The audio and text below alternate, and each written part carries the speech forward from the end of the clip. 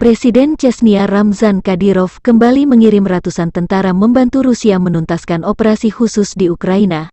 Tribun Timur mengutip media resmi Ramzan Kadyrov hari ini. Sebanyak 200 tentara dikirim ke Luhansk dan Donetsk. Saya mempersembahkan kepada Anda satu detasemen sukarelawan ke Donbas, kata Ramzan Kadyrov. Sebelum ke garis depan, pejuang Chechnya dibekali di Universitas Pasukan Khusus Rusia di Gudermes.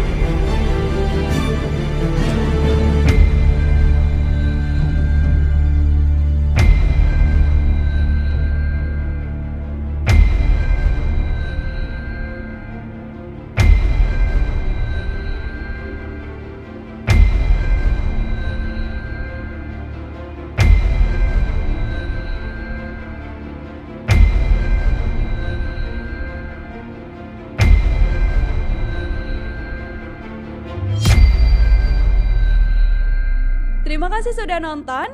Jangan lupa like, subscribe, dan share ya.